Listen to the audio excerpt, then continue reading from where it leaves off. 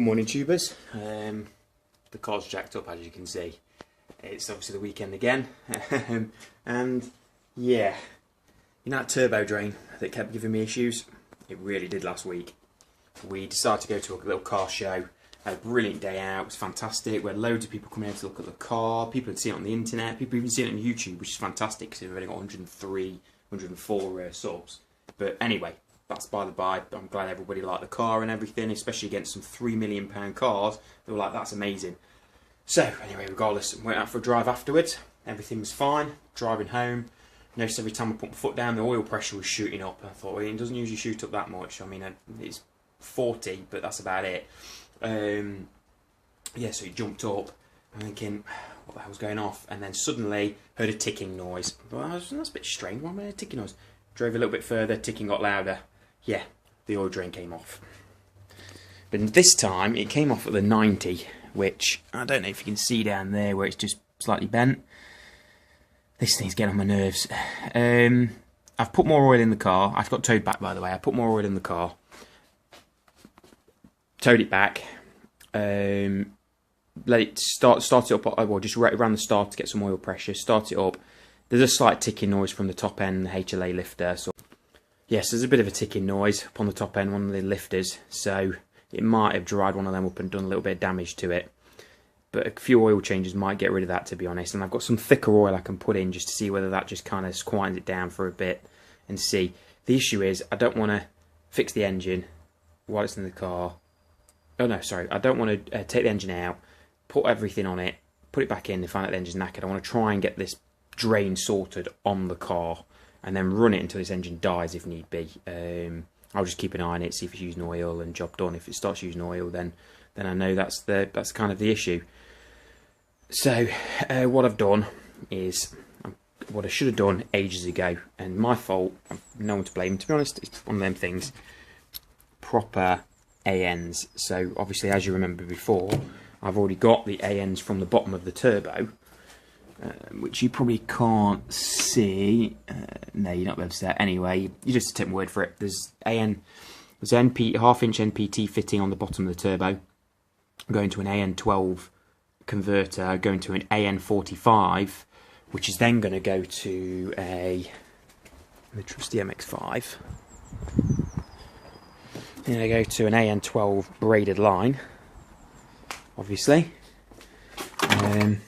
which is then going to go to an AN1290, which will be that way around, which in itself, if I can just get it, converts to a 3/8, 3/4, I think, something like that.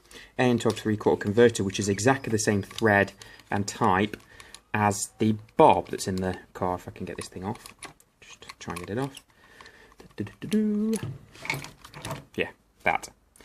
So when I did all that work over Christmas and just after Christmas, putting that barb in and everything, shouldn't have done it. Should have done this. Should have done it properly to start with. My own fault. Hey, was I cutting corners? No, because I know other people who had success with this, doing it this way. But I thought that was an MX5, and I think because the chassis rail is so close, you see how that pipe bends to the left. I think it came off just there. So I think it's just because it's under constant tension, and the heat of last weekend just made it come off. So yeah, my pretty engine might be dead, or it might not be dead. Who knows? So the idea is today is, unlike an MX5, I've got a sneaking suspicion I might be able to get that off without dropping the engine out. I hope so. They have got the capability of raising the engine up. There is probably about 2 or 3 inches of capability of raising the engine up before it hits the top of the gearbox tunnel. So what I could do is take the exhaust off. I think I might take it off at the manifold though, because it would just be easier to pull out of the way. Take the exhaust off, loosen the engine mounts, lift the engine up as much as it will go, then try and drop the sump out. But I'm going to try and undo the sump now. I'm going to drain the sump first, try and do the sump now, and then go from there. But I need to drain the sump also to see if there's any metal in there, in the oil or anything. I don't think there will be, but who knows. It's certainly the noise. Obviously, the bottom of the engine is going to have any drips of oil coming down, so it might have saved that, which is fine. The top of the engine is the one that's going to dry up kind of first, really, I think. But If the bottom's okay, I do have a spare cylinder head, so I might be alright. Otherwise, I want to just go Mark 2 engine and just bolt on the Mark 1 bits and just go from there, because you can't get these Mark 1 engines. There's one local for about 150 quid, but I don't know. So anyway, so today is dropping that sump. I'm not going to enjoy this. But anyway, sit back, enjoy, and let's see how I get on. And I'm sorry for swearing. Right, what a faff. The sump is off. Literally just, I haven't had a chance to check it. Slightly had to undo the exhaust. Obviously the outlet of the turbo, so I could lift the engine up to put pry bars on the engine mounts. Then I had to lower the front axle, which you can see the washer there. The front axle is now literally just sitting on a jack with all the 4 bolts that hold the front axle on. Luckily on the MGB GT, the front axle is a self-contained unit. It carries the brakes, the suspension, everything. The only thing that's bolted to the bodywork is the anti-roll bar and the steering rack. So it's quite easy to do really, but what a faff. What a complete and utter faff. It's a bit of a nightmare really, to be honest. So luckily it only had to come down a little bit. Putting it back on is going to be a bit more of a bitch. So I'm going to obviously get that, check it, make sure it's all okay, and then start with the fitting of my new lines. So that should screw in the same hole, the nut should still go on the back, but great, here we go again. Then refit. Oh lovely. For those of you new to the channel, what I did was use a barb instead of an AN line with a, I think it's a 3/4 nut on the back. That's what that stuff was. I was wondering if there was some hard but brittle stuff in the sump. It's the Loctite. Right, so yeah, what it is, put a nut. Well, I'm reusing that nut because the AN line's got the same fitting. So I've just got to get the nut off, and I can unscrew this, get it out, get the AN line in. The what would have been good but isn't barb is now out. Now, come to think of it, it was the bottom piece that came. If I had to put a 90 on, which now I'm doing with the AN line, I wouldn't have had this issue, but yeah, it was a good while it lasted, but it nearly ended up killing my engine, so I'm glad that's out of there now. And it's still obviously a bit tapped on top end anyway, but let's just see what happens with that. I keep finding bits, but it turns out most of it's sealant. I keep finding down there, so I'm going to do is leave it soaking with some brake cleaner down there, just to get out all that old shite.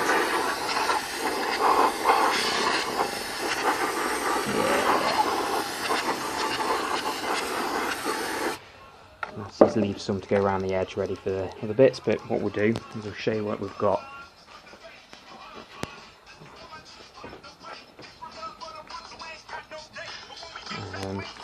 We've got the AN lines on second, so this is what's going on first, which, if I got the order correct, should take that same nut I just took off. Looks about right, doesn't it? Let me just put the camera down.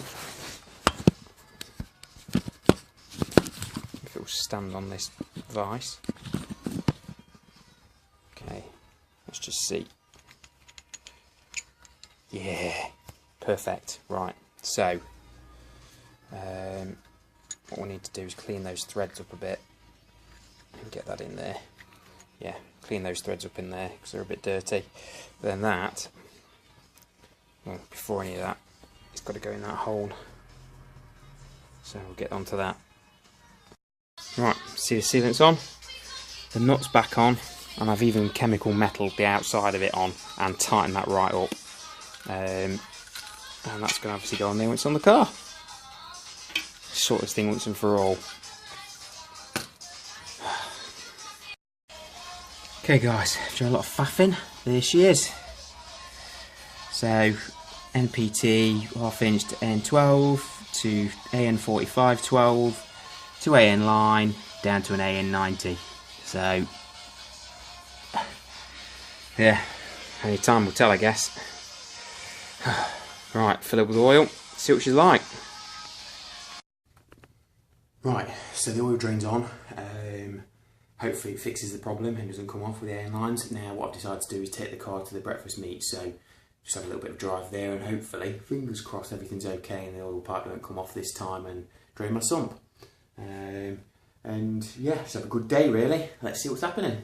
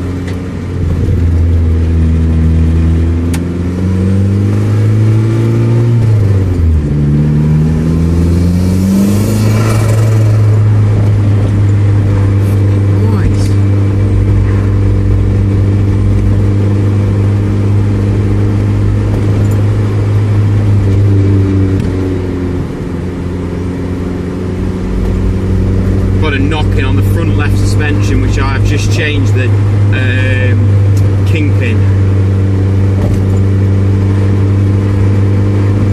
Sounds like something's really loose.